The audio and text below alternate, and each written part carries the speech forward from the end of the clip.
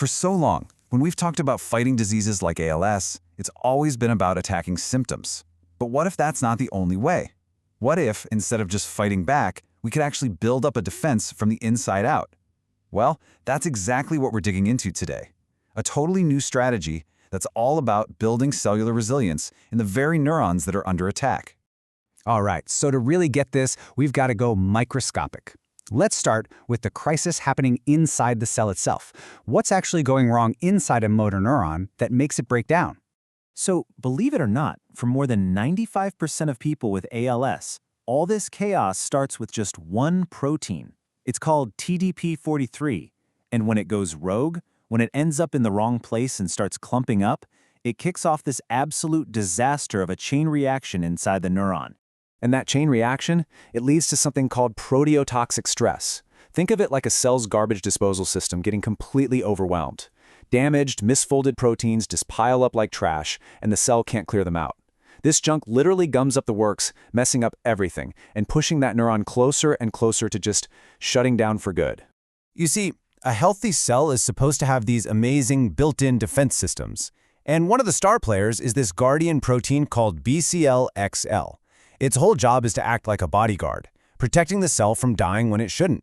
But when that relentless proteotoxic stress hits, this guardian gets overwhelmed. Its numbers drop, and suddenly the neuron's defenses are wide open. So this leads to a massive, massive problem for anyone trying to develop a drug. I mean, if we know BCL-XL is the key bodyguard we need, why not just, hire more bodyguards? Just boost it, right? Well, it's not that simple. And that's where we run into this really tough situation, this therapeutic paradox. Okay, so the goal seems pretty straightforward, right? We need to beef up BCL-XL to keep those motor neurons from dying. Simple. But here's the kicker. Pretty much every drug ever developed to target this protein was made for cancer. And in cancer, you want to do the exact opposite. You want to shut BCL-XL down to kill cancer cells.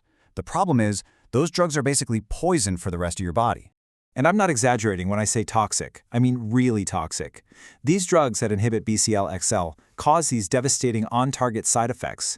They absolutely obliterate your blood platelets, for one. And some can even cause your heart to just stop. We're not talking about an upset stomach here. We're talking about catastrophic system failure. So yeah, you can see why this approach is a total non-starter for a long-term disease like ALS. So yeah, inhibition is out. It's just not an option. We need a completely different playbook, starting with a totally new kind of molecule. We don't need a weapon. We need a shield. So instead of trying to make those old cancer drugs work, researchers went back to the drawing board. They used these super powerful computer models, what they call in silico design, to hunt for something brand new. They weren't looking for an inhibitor. They were looking for the opposite, a stabilizer, something that could grab onto BCL-XL and just hold it steady, locking it into its protective mode. And after sifting through tons of possibilities, they found it, a lead candidate called AGI 183. And this is where things get really cool, because the way it works is so elegant. The old way, the inhibitor drugs, that was like throwing a wrench in the main engine of the protein, just brute force. But AGI 183 is so much more precise. It's what's called an allosteric stabilizer. It doesn't mess with the main engine at all. Instead, it binds to this little side pocket, and in doing so, it acts like a brace, reinforcing the whole structure and locking it in its on position. All the protection, none of the toxic collateral damage. And here's a key detail. With this new approach, it's not just about how strongly the drug binds. It's about how long it sticks around. It's a metric called residence time. And this is where AGI 183 really shines. It stays latched onto its target more than 2.5 times longer than other compounds. It's like it's holding that shield up and just refusing to let go. This graph shows you exactly what I'm talking about. Look at that black line. That's how fast the cell's defenses just fall apart normally. Now look at the red line. That's with AGI 183. See how it flattens out that curve? It's literally holding the whole defensive system together for way, way longer. It's buying the neuron precious time. But wait, there's more. Because AGI 183, as cool as it is only part one of the plan. The researchers took this a step further and paired it with another cutting-edge technology to create this really powerful 1-2 punch. So here's the two-pronged attack. Step 1, you've got AGI 183, the small molecule that goes everywhere in the body, stabilizing BCL-XL. Step 2, they use a targeted gene therapy. Basically, they use a safe modified virus as a little delivery drone, and its only job is to fly to motor neurons and drop off instructions telling them to make more of another protective protein called MCL1. Okay, now this is where the strategy gets really clever. They call it antagonism as resilience. And at first it sounds weird, right? Why would you boost two different proteins that basically do the same job? Seems kind of redundant. But that's the whole point. When you're dealing with the kind of chronic, nonstop stress you see in ALS, that redundancy is everything. It's like having a spare tire for your spare tire. It creates this incredibly tough, resilient safety net that can hold up over the long haul. Okay, so the theory is fantastic. It's brilliant, but does it actually work in a real-world scenario? Well, to find out, the researchers used one of the coolest tools in modern science. They tested it on actual human motor neurons. And they get these neurons by taking, say, a skin cell from a patient, winding it back in time to become a stem cell, and then telling it to grow into a motor neuron. It's an amazing way to study the disease in a dish. So let's see what happened. And the results are, well, they're pretty stunning. First up, the most important question. Did it keep the neurons alive? Absolutely. Look at that blue line. AGI 183 didn't just help a little, it massively increased the survival of these human motor neurons, blowing the other compounds out of the water. Bottom line, more cells survive.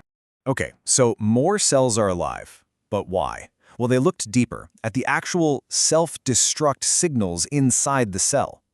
There's this protein called cleaved caspase 3. You can think of it as the executioner. And as you can see, AGI 183 just shut it down. So it's not just helping cells hang on, it's actively disarming the kill switch.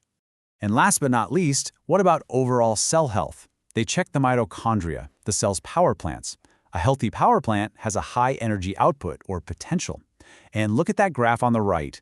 AGI 183 brought that energy level right back up. It proves the drug is keeping the cell's engines running strong. What's really incredible here is how little of the drug it took to get these results. The EC50, which is basically a measure of potency, was just 0.095 micromolar. That is a tiny, tiny amount. It means AGI 183 is super efficient. You get a huge protective bang for your buck, even at very low doses. And this right here, this graph brings it all home. It ties everything together. Remember we talked about residence time? How long the drug stays attached? This chart plots that against how well the drug protects the neurons. And look at that line. It's a nearly perfect correlation. It's the proof in the pudding. The longer AGI 183 stays on the job, the better it protects the cell. The theory was right. So all of this leads to a pretty profound question, doesn't it? The success of this whole strategy, from AGI 183 to this idea of antagonism as resilience, it really feels like a turning point. Maybe the future of fighting not just ALS, but all these other terrible neurodegenerative diseases. Maybe it isn't about finding a magic bullet to attack the disease. Maybe it's about building a better shield, about reinforcing our cells from the inside out, making them so resilient they can just weather the storm.